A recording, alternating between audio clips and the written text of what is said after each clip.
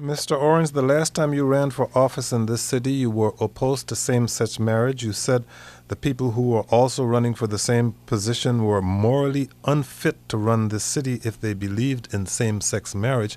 Now you say your position has changed.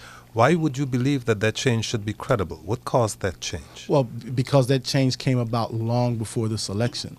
When I was at PEPCO and Rick Rosenthal came to me and told me that the PEPCO did not recognize domestic partnerships for benefits, and I got it changed immediately. I am the Democratic National Committee man. What caused you to change your mind? Well, just getting to know more same gay couples and hanging out with them, and one conversation in particular.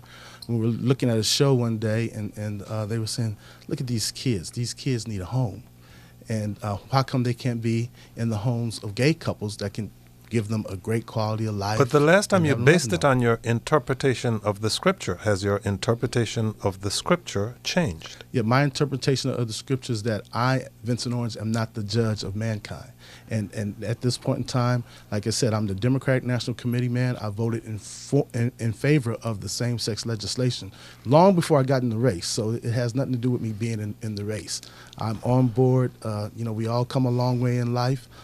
My position evolved. I believe I'm in the right place today, and I'm happy to be in the right place today, and I'm happy to say it happened long before I decided to run for chairman. So your position now that it's not a moral issue for people to be for or against same-sex marriages? Or is it a private matter that should not be brought into the public realm? It's my position today that it is morally fit for same-sex couples to be married, to love each other, to raise a family, and that the citizens of the District of Columbia have spoken, the Court of Appeals has spoken, and we're all happy now. Let's move forward. Does Mr. Brown get a chance to comment on this? If he'd like to. Well, no, thank you. I've been a supporter of same-sex marriage, and Rick Rosenthal has supported and endorsed my campaign. He's the Gay Activist Alliance guy. His name's been mentioned a couple times. Rick Rosenthal, for a long time. For a long time. He's been in the trenches ever since I was a kid.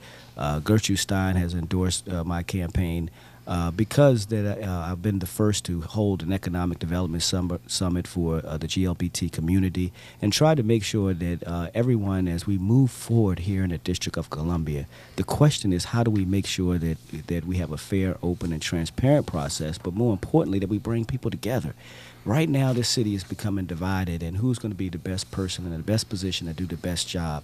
So I look forward, and I'm excited that it's passed. I'm excited that we have loving couples that are going to make sure that they have the same rights as everyone else.